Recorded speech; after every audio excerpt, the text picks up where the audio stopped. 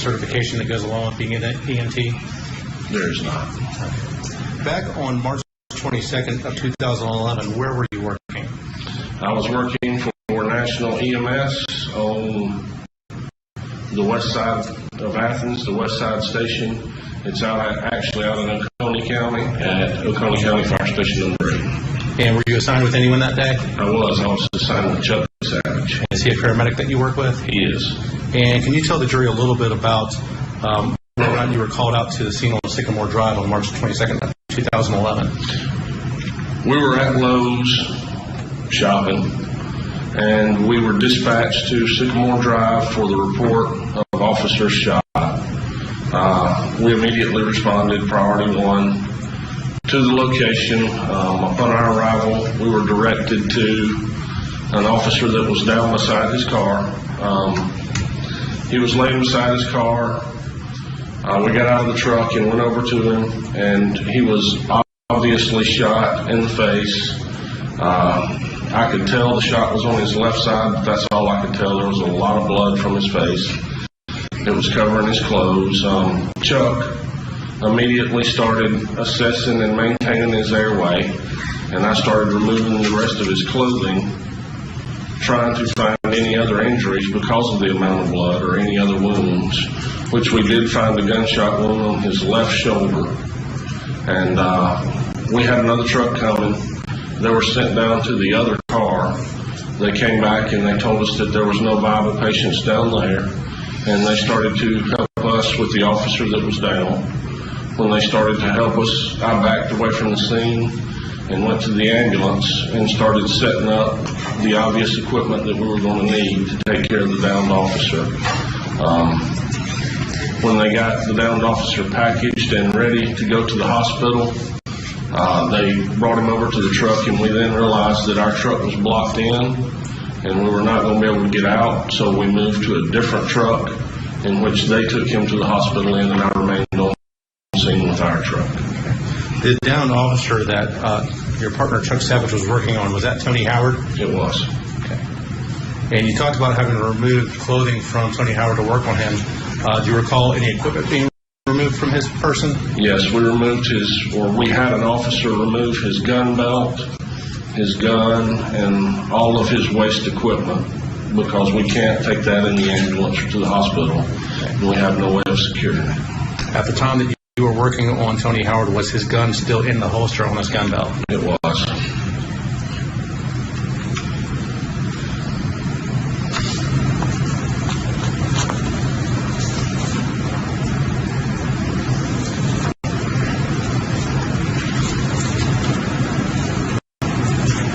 In regards to the other officer that was shot, did you ever go to that area? I did not. Did you later discover who that was? I was later told yes.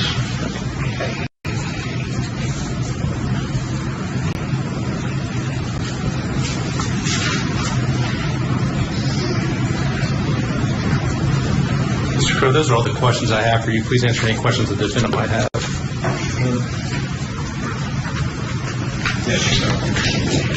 Afternoon, Mr. Crow. Good afternoon. Sir, you stated that Officer Howard had a gunshot wound to the left shoulder. Correct. Okay. Did you see the injury wounds on that? I did. What did it come out on the shoulder? It didn't come out.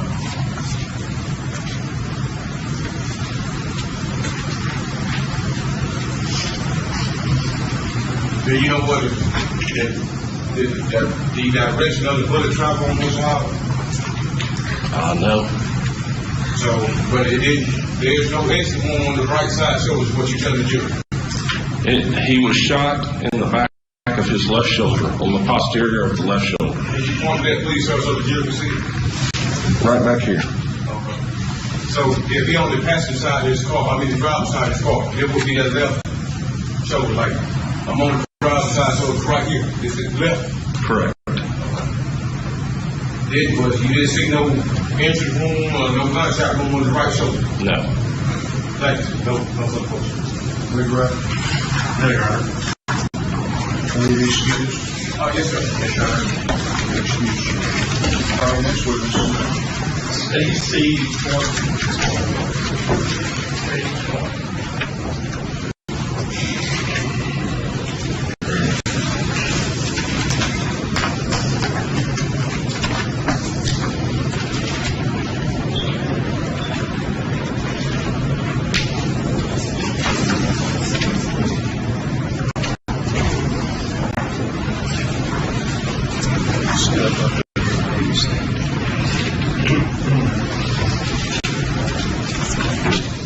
Yes. You raise your right hand, you swear or affirm that the testimony about to present before this court shall be the truth, the whole truth, and nothing but the truth, so help you God. You can have a seat. Pull up to the microphone. If you end up about 6 inches from the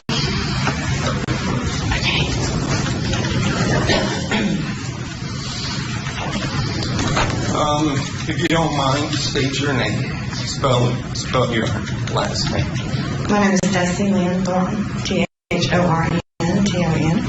And where do you work? Ms. Thornton? I work at Athens Regional Medical Center. And what do you do there? I am the manager for the Release of Information Office. Okay. And what does that entail?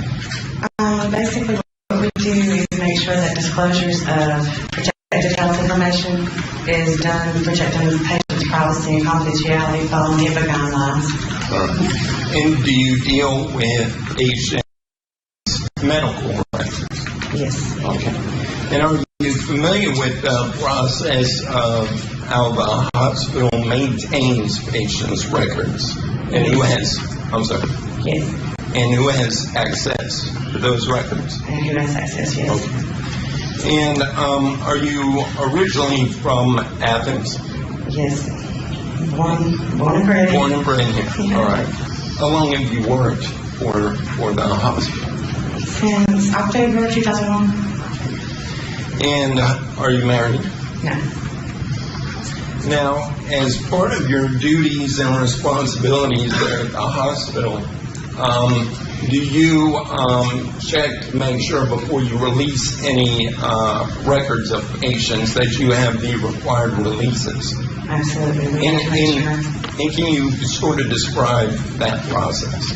There are HIPAA guidelines and Georgia state statutes that we have to follow. So when we receive a request for medical records, we have to make sure that everything that is required for us to have that entitles someone to have it is available and provided to us before we can disclose the information. And are you familiar with the way records are stored and maintained?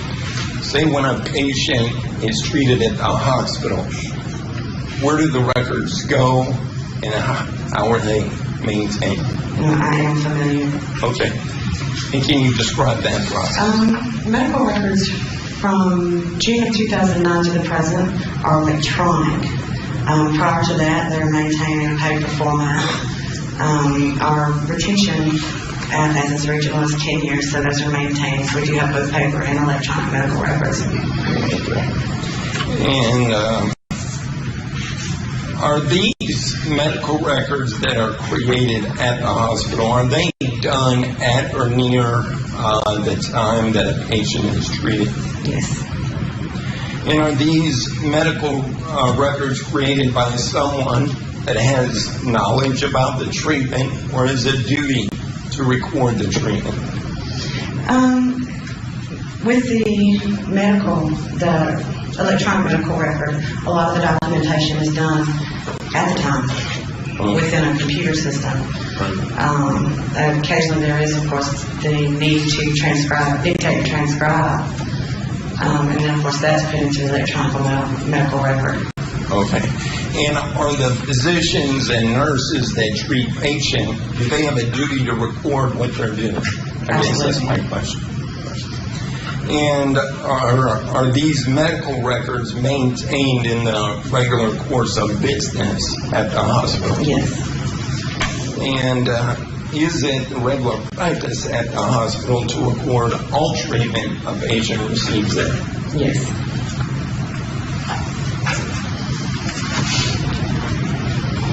If I may, I'd like to show the witness Exhibit 172. 172. Show Mr. first.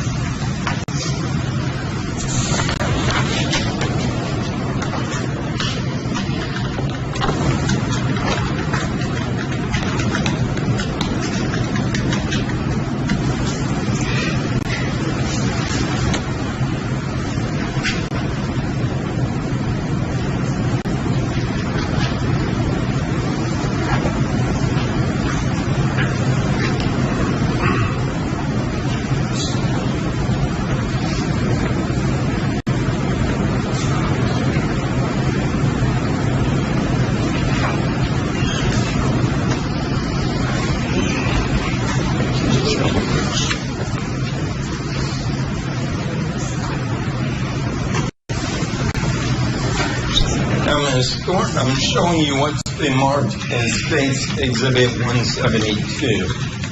A certified copy of medical records for a patient, Tony Howard. You recognize that item? I do. And are those the kind of records that are maintained when someone is treated at your hospital? It is. Okay. And is the date stem from March 22nd through the 28th of 2011? Yes. I'm sorry. Yes. Your Honor, the state moves to tender State's Exhibit 172. Objection. No, sir, Your Honor. Very minute. No. Any questions? Oh, yes, sir. Afternoon, Ms. Gordon. Good afternoon. You say you work what, ma'am? At Athens Regional Medical Center. Okay. Was you at work today, off the house came into the, hospital, ma'am? I believe I was. Okay. You said something about electronic medical records. Yes, sir. Could you explain that to us just briefly? Absolutely. The medical records, the treatment records for the patients are maintained in an electronic format, meaning it's entered into a computer system. Usually at the time of treatment, if not shortly thereafter. Okay. I know you said technicians, doctors, and nurses have a duty to record all medical records. Is that right, ma'am? Yes. That means when Officer Howard came in the hospital on March 22nd, 2011, anybody taking the pictures of wounds? To be honest with you, I can't recall if there were actual photos. I would think that if there were, they would have been on file here. Let's say anybody. When you think if officer gets shot, that's some real significant evidence. When you agree with that man taking pictures of him, you come in so people can see what really happened here. It is an important thing, but treatment comes first. Okay. How about X-ray? X-rays are done, yes. Did you bring in X-ray pictures so the jury could see what Mr. Howard shot at? I did not. Why not? I wasn't asked to. Did you know you were going to testify to that? Are those, I thought you said y'all have a duty to record all medical records. Yes, we do. Okay, would that be part of the evidence? It's not part of the evidence that was submitted here. The actual reports, not photos or images. Okay. The reports are provided. Will you agree to Athens Regional is a premier hospital or something? That's a premier hospital? I work there. I like it there. I couldn't say premier. So the district attorney officer they didn't ask y'all to bring no X-ray picture to show to the jury about this Attorney Howard? Not me personally, no. You don't find this strange? No, sir. A lot of times the reports for the actual images suffice Okay, do you as have, far as my dealings. okay. What are those reports you have up there, man? In regards to radiology, Whatever you got there, could you tell the jury what you have there? what I have here is a record of the treatment provided to Tony Harrison Howard on the day he was admitted 3/22/2011 by staff at Athens Regional Medical Center. You said treatment. Treatment, Okay. yes. What, did they have in there what his gunshot wounds for? Is that in there? I would think so. Yes, that is the reason that he was admitted, I do believe. I'm non-clinical staff. What I do is actually make a reproduction of it to provide for the investigation purposes. Okay, when you say you make reproduction of it, that means you have to know what that is before you come before the To a judge. certain extent, yes. What was Officer Howard shot in that report? What did that report say he shot at? Again, I'm non-clinical staff. I can read it to you, but I can't decipher it. I'm non-clinical. Okay, so you just read what they put down for you, man, about his gunshot wound? There is a lot of information about the gunshot wound. Could you be more specific? What is interesting? Your Honor, I'm going to object. She is unqualified as having medical knowledge. This is not appropriate questions for this. Would you like to look at the exhibit?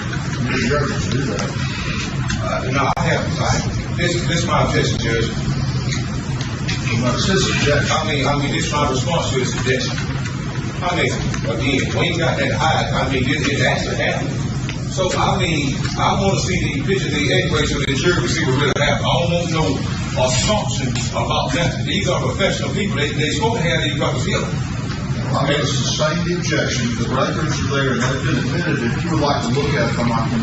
No, I won't go through it. She worked there. I mean, I don't have to She's get just the custodian of the records. Yeah, but she didn't want to do those records. That's why she. I'm not going to argue with you. I'm going to sustain the objection. Okay, thank you. If you would like to look at the exhibit, you're able to do that. I'd rather have her do it. Now, do you have any recollection about the entrance wounds of Tony Howard when he was shot like that? Objection. There is no foundation for these questions. Sustain the objection. So, did the prosecutor officer get any pictures or x-rays pertaining to Officer Tony Howard gunshot wound? X-ray images, yes, Okay, how about pictures? not to my knowledge. Did anybody take pictures of Officer Tony Howard when he coming out? Photograph pictures, not to my knowledge. Why would nobody take no pictures? No, all police officers been shot at a professional hospital. Why would nobody take no pictures? Again, I'm not clinical, but I would assume that the treatment came No, first. I'm going to object to any assumptions that this is the issue that we have. She's not qualified to answer these questions. I can't be heard on that, Judge. I think it's my right to be heard on. Judge, I think it's relevant because they bring these people here to testify for having Officer Howard. They prove that. They just word of mouth. We supposed to offer evidence. These are professionals. That's why I quoted integrity in my open worded integrity. These people, this is a police department and this is a hospital. How could you not tell us that you have no evidence of what you're talking about? She has said that all she has is what's there. I'm going to sustain the objection. That's all there is. So then have you personally saw anything about the gunshot wound to the left shoulder, the right shoulder, or the exit wound, ma'am? Objection. Sustain. You know, I'd like to be heard. They just told the jury that he been shot in his left shoulder. I think they need to see it. I think they need to show that the travel because they gonna show autopsy pictures. See, they got the picture of the autopsy, but I don't see no picture of Tony Howard. And it's been 4.5 years, ain't nobody can do no pictures, and that ain't right. Your Honor, I'm going to object to this testifying. Judge, I'm not testifying. Yes, sir. That's it. Ask another question if you have one.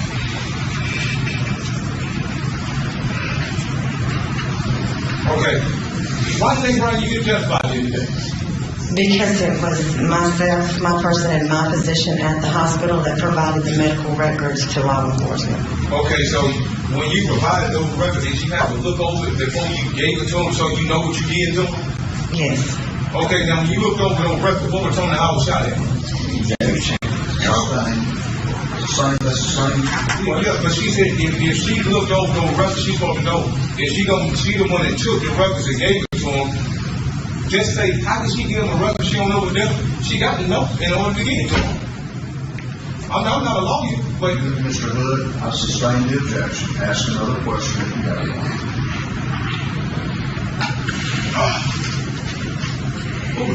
who performed the procedure in order for you to get them records? I don't understand the question. How did you come to get the records? Who performed the procedure in order for you to have them records? The medical procedure on the patient? Yes, ma'am. Who done that? I'm going to object to this line of questioning. She's not here to testify to medical procedures or any of that. The records are in evidence. If you want to look at them, you can do that.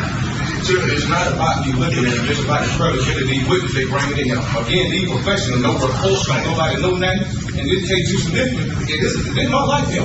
I'm not finished sitting here and let they go do this. I sustain the objection. This is a medical record exhibit.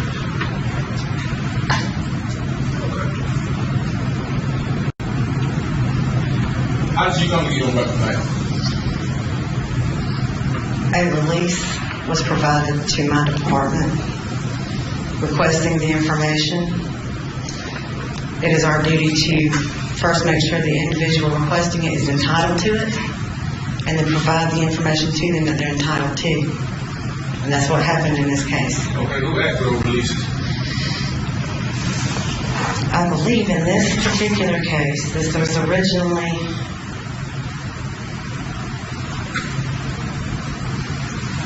sent to a Rebecca Shaw. The request itself was Rebecca Shaw in the Georgia Bureau of Investigation. What did she request? She requested medical records regarding the injuries for Tony Harrison Howard from the date of service 3/22/11. It actually states to current, but that would have been at discharge, which would be 3/22/11 to 3/28/11. So, according to the record, Officer Howard was in that hospital 6 days. 22nd to the 28th, ma'am? Yes. So you mean to tell me here in the hospital 6 days, ain't nobody got no picture to show the jury today? As an answer.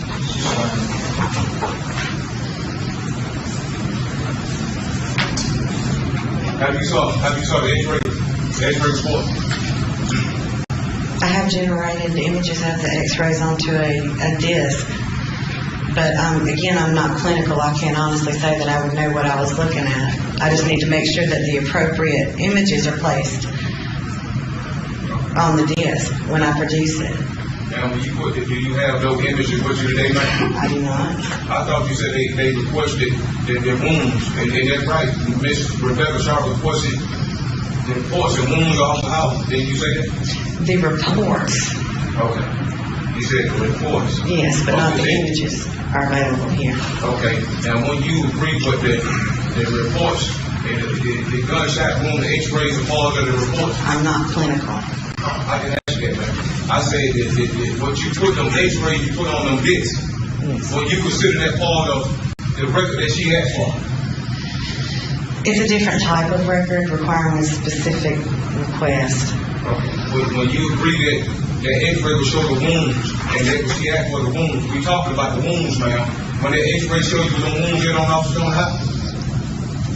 The x-rays ordered by the physician, again, I'm not clinical staff, I can't speak to that. So I mean, let's get on how any wounds where the X-ray shows any wounds on anybody. Again, objection. And the basis is she has no medical training or knowledge. I like to hear what you're saying on that, please, sir. Okay. She stated that Rebecca Shaw asked for the records of Tony Howard wounds. Judge, you know it. She know it. Just tell me the basis. The basis is, Judge, we talking of it's relevant because we are talking about the wounds. Okay, they keep saying there's wounds, but they won't show no X-rays, no pictures. And I find that very disturbing. Well, we've addressed that. The exhibit is what it is. It's medical records that apparently do not include that. Okay. So move on. Okay, ma'am, when you made them discs and them X-rays, what did you do with it? What you do with it?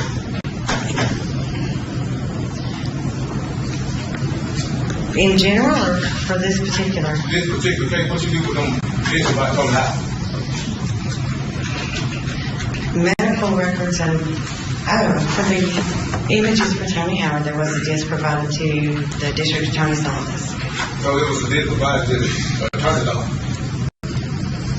Did you provide it to them? Who provided it to them? I did. So they didn't ask you to bring, they didn't ask you to talk about that disc date?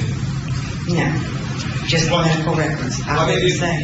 Why they didn't ask you to talk about the show the jury disc that they got? Objection, speculation. She can't answer why she was asked to bring this up. You want to respond to that? Judge, she said they requested records.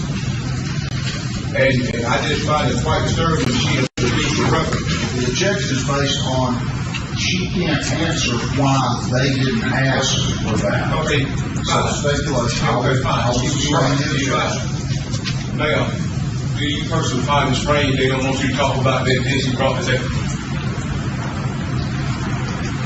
I haven't been asked not to, but no, again, it's a different type of record format than what we're talking about here. But when you look at a written record or recorded record is a record. It's a different type of format. But it's still the record of it, man. It is a treatment record, yes. Okay, let's say I write some or record it. Oh, it don't matter if it's recorded or written, it's still the record, isn't it, ma'am? It would be, yes. Okay, thank you. Now again,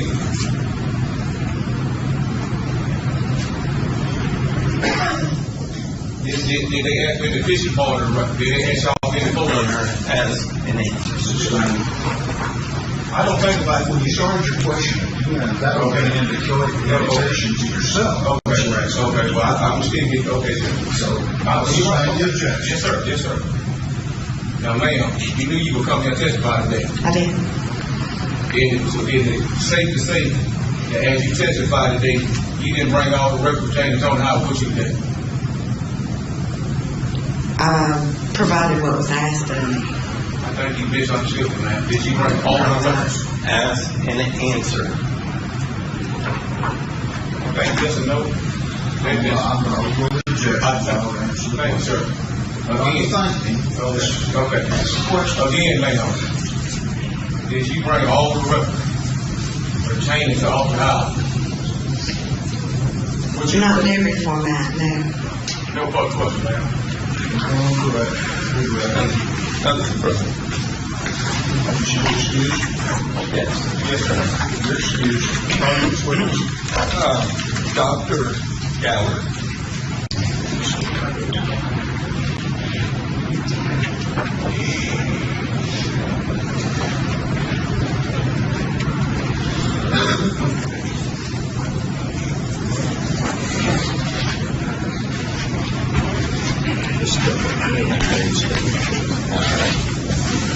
Afternoon, Doctor.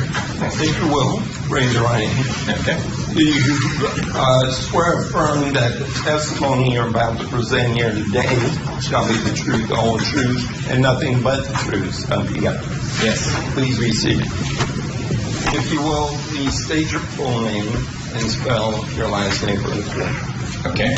Full name is Daniel Wade Gowder, Gowder. And, Doctor, where do you work? I work at Athens Regional. Okay. I may need you to kind of back up the microphone Too loud just a little bit. Okay. How long have you worked at Athens Regional? Coming up on 5 years in August. All right. And what department do you work in? I work in the emergency department. And can you briefly describe your educational background that allows you to do what you do? Sure. Graduated from North Georgia College in Dahlonega in 2000. Graduated from Medical College of Georgia in Augusta, Georgia in 2004. And I went to emergency medicine residency in Palmetto Richland and University of South Carolina in Columbia, South Carolina. Graduated in 2007. Then I was active duty military for 3 years, including a couple of tours, one in Iraq, one in Afghanistan, and then came here to work in 2010 to Athens Regional. I've been here ever since I got out of the military. And how long were you in the military? A little over 3 years active duty. I'm still in the National Guard and deployed one more time about 2 years ago on various transport missions from Europe to the U.S. So dealt with a lot of various traumas and things. And what branch of Air Force. Air Force. And what did you do in the Air Force? Emergency medicine.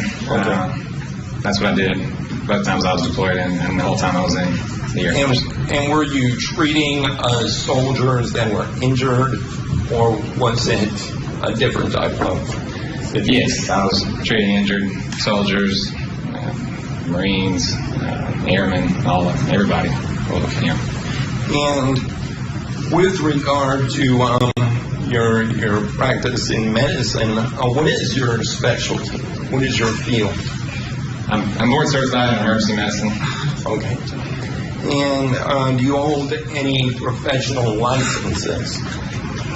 I'm board certified by the American Board of Emergency Medicine, and I hold a Georgia state license. Okay. I've held some other state licenses, but the only one I have now is here. So Is Georgia? Yes. And are you a member in good standing? Yes. And do you belong to any professional organizations? American College of Emergency Physicians, and in addition to the American Board of Emergency Medicine, those are the only two right now. And the are Air you, Force. I'm sorry. And the Air Force, of course. Okay. National Guard. Are you required to continue your education in your area of expertise? Yes. And have you received specialized training in emergency medicine? Yes. And could you briefly tell us about that? Well, emergency medicine residency, of course, is dealing with trauma and various medical emergencies. So that would be the beginning of it. And then, of course, I was a little over 4 months in Iraq and 6 months in Afghanistan. I think that probably speaks for itself. And then after that, a lot of various trainings with the National Guard and other continuing medical education I've done with trauma. And as far as your experience in emergency medicine, if you were to sort of give an estimate about how many patients have you treated with regard to gunshot wounds? It'd be a little bit difficult to estimate, but hundreds at least, probably more than 1,000. And does that also include your... That includes all my military time and everything. It's less so here in Athens, of course, but... Have you ever testified as an expert in court? Not in court physically. I've done video depositions and, signed depositions, but never in court. So. All right. And in these depositions, were you asked your medical opinion about certain things? Yes. Can you tell us about that? Just asked my opinion on what happened in the various cases that I had. The ones that, 2 of them were medical and 2 traumas. So just basically asked to kind of state what I did and what I was thinking and that sort of thing. Okay. And at this point, Your Honor, the state would tender Dr. Daniel Gallant as an expert in the field of emergency medicine.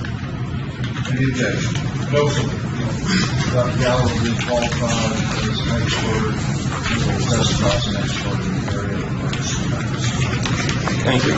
May I proceed? Let me sort of take you back to March 22nd, 2011. Were you working at the hospital on that particular day? Yes, I was. And what area were you working? I was working in the emergency department. And did you have an occasion to treat a patient by the name of Tony Howard, Yes. a police officer with the Athens Clarke County Police Department? Yes. And prior to his arrival at the hospital, did you receive any updates as far as his condition at the scene? Yes, we received a report that we had an officer who was shot that was coming in. All right. And can you describe that process, how you communicate with the EMTs and what's going on? Sure, the paramedics will radio us from the scene of an accident and on their way in, give us updates as well, that tell us kind of what's going on so we can be prepared when they get there based on what injuries they told us about, whether we need to have a surgeon there right away, or whether it's something else we just handle in the emergency room until the surgeon gets there. So there's various things, equipment we might need for various procedures we might do in the emergency room, like intubations or things of that nature. So basically just giving us a framework to work with so we can know what's coming and kind of have an expectation of what we need and what to do.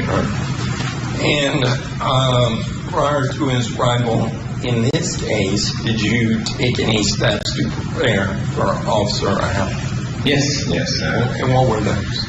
We have a trauma bay, which is a room. We have multiple rooms at Athens Regional for that. But we have a trauma bay where we prepare ourselves to accept a patient who's critically ill. In this case, Tony Howard.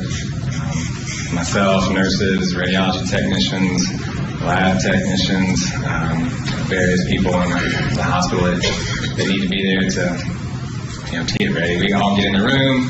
We kind of talk about what's coming in, talk to each other, kind of get things laid out, what we're going to need, IVs to start, or IV fluids, or pain medications, or things to get ready to intubate somebody. Just kind of get ready for all those things and put all our equipment on, which is basically protective equipment. If there's blood spatter and things like that, we just get ready. All right. Now, as part of this preparation, is anybody in this room preparing to collect evidence or do any sort of forensics as far as the hospital staff? Typically, we're not thinking about that as much as we are just about saving somebody's life. Sure. So if somebody were to come in the emergency room, is anybody running to get a camera or running to get evidence bags to collect evidence? No. Okay. And so what is your primary focus when somebody that's seriously injured comes into the emergency room? We're primarily focused on that patient and doing the best we can to save their life or make it better in whatever way we can. So we're focused on the patient. All right. Now, when Officer Howard actually arrives at the hospital, can you describe the scene? What's going on at this point? Sure. Well, we brought him in as they would any trauma patient. It's probably a little bit more heightened than usual. I do kind of recall there's a lot of police officers there, a little bit more chaotic than usual, but we did our standard stuff that we always do in the emergency room, which is just take care of the patient. We got him in and off the ambulance. The ambulance folks gave us a report, and we went to work, checking his blood pressure and his heart rate and seeing if he was breathing appropriately, all those different sorts of things. So just like we would with any other patient. And with regard to Officer Howard, what was his vital signs when he arrived? Let's see, the initial vital signs, I have to refer to my chart since it's been over 3 or 4 years here. So what I've got here is that, initially it was somewhat tachycardic with a pulse of 128, and looks like he was breathing 22 times a minute, and he had a normal temperature, and he had him on oxygen, supplemental oxygen, and he was 97% on oxygen. So is anything about his vitals concerning you initially? Definitely. He was what we call tachycardic. He had a fast heart rate, so that was concerning in a trauma patient. It could just be from adrenaline, but obviously we're worried about blood loss when someone has a fast heart rate or low blood pressure, and we have to look for where someone might be losing blood, and we have to try to fix that quickly because depending on the trauma, certainly a gunshot wound or something along those lines, you can bleed to death quite quick. So we were very concerned about that. All right. And did you notice any injuries to his face? Yes. And could you describe that? Yes. I mean, as soon as he came in, he had bandages in place, but looked at his face, and we could see that he had a hole in his face on the left side and a hole on the right side, and he also had a hole in this area to the left back / shoulder kind of area here. So 3 holes. All right. So with regard to the face, would that be considered an entrance and an exit wound in the face? Sure. I mean, it would seem to be. It's a little when it initially comes in. It's hard to say because you're not sure if someone got shot multiple times, if they got shot with different guns, if they, you're just not sure initially. So right off the bat, it's hard to say. I mean, sometimes you can glean what you think might be the case. If you see a smaller hole and then a larger hole, it might be the exit. But it's a little unclear right off the bat. All right. And with regard to the gunshot to the back, did you see any other hole, like an exit or an additional corresponding hole to that gunshot? No, I did not. But I did see, you want to talk about any of the other things. When I examined his back, we could see that there seemed to be something that we could feel kind of to his right upper back area underneath the skin that hurt him to touch it. And it felt like some sort of very hard object, like a metallic object. So that we could see that when we just examined him. And we'll discuss a little bit more detail of that later. With regard to Officer Howard's facial injuries, was that causing him difficulty in breathing? He was having a lot of difficulty breathing through his nose. And the only reason I remember all this because I have reviewed this chart pretty thoroughly. But he was having, when he came in, he was having difficulty breathing through his nose, a fair amount of blood, swelling to his upper face. But he was able to speak to me, and he was able to breathe through his mouth. He was initially in quite a bit of pain, seemed to be in even some sort of mental shock, if you will, kind of just the whole thing happening to you and not knowing what was going to happen, but also having difficulty even kind of remembering it initially. So it was very traumatic for him, it seemed, which I think is the case in most people who get shot in the face and chest. And while we're on that topic, is it unusual for someone to experience either short-term or long-term memory loss with a gunshot wound to the face or a head? I don't think it's unusual. There's certainly a lot of blast effect from just the gunshot wound. Even if you don't necessarily see bleeding in the brain, that doesn't mean there wasn't injury to the brain that could cause long-term memory issues and other problems like headaches and nausea and all the different various concussion type symptoms, short-term memory loss, all the different things, yes. Now, you indicated that Officer Howard could speak. Did you assess his pain level? Yes, I mean, he was... Describe that process to the jury. Sure. I mean, the first way you would assess anyone's pain is just by looking at them, and that's how I do every day. Just look at someone and see how much pain they're in. So that's the very first thing. From what I remember, and certainly from the chart too, seemed to be in a great deal of pain. And then he also told me, was able to tell me that there's something called a pain scale where we ask people what to rate their pain for us on a scale of 1 to 10, 1 being something very minor. Like if you had a abrasion on your hand or something, and 10 being something awful, like being shot in the face or having a shark eat your arm off or something like that. So. And what did Officer Howard? He said 10 out of 10. Okay. And as a result of what you observed and what he's telling you, did you take any steps to alleviate that pain? Definitely.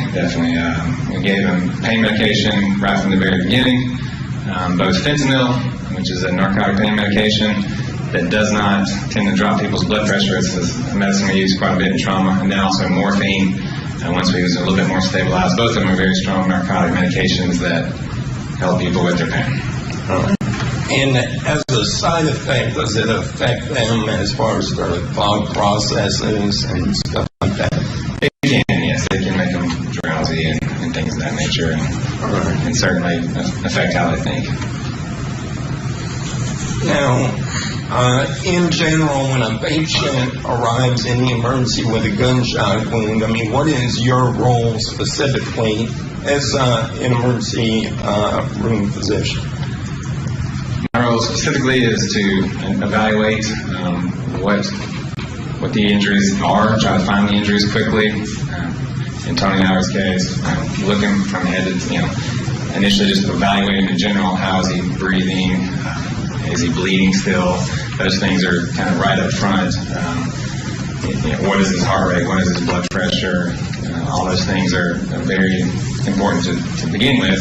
And then from there, just try to find where his injuries are and look everywhere from head to toe, his back, legs, everywhere, just to kind of see where all the different injuries are, whether it's a gunshot wound or a car crash or any sort of trauma. And my role is basically the team leader of what's going on in the emergency room.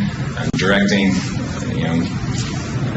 fortunately, when you work with folks, nurses and stuff for quite some time, you get a team camaraderie, but they're already kind of doing all the things they need to do, hooking him up to the monitor, putting him on oxygen, doing IV lines, giving various things for pain, if I'm okay with it and that sort of thing. So it's all happening sort of simultaneously, but I'm directing all that and trying to figure out what to do next, who to try to get in contact with if we need help quickly, and all those sorts of things. So. And you described as part of that process that you evaluate the patient. You use what's called an ATLS protocol. Sure. And can you describe that process to the church? Yes, in my chart I use an ATLS protocol, which is Advanced Trauma Life Support. Just kind of a standard way for every team physician or team in the emergency room, I suppose, to just evaluate a trauma patient so that you're not missing anything and so that you're evaluating the things that need to be evaluated first. You don't want to be distracted by somebody with a leg injury while they can't breathe or they're, bleeding out of the neck or something. So you just basically systematically look at everything and go kind of head to toe after that. But initially, it's supposed to be a standard that everyone does across the nation, so that we're all kind of doing the same thing. And part of this evaluation process is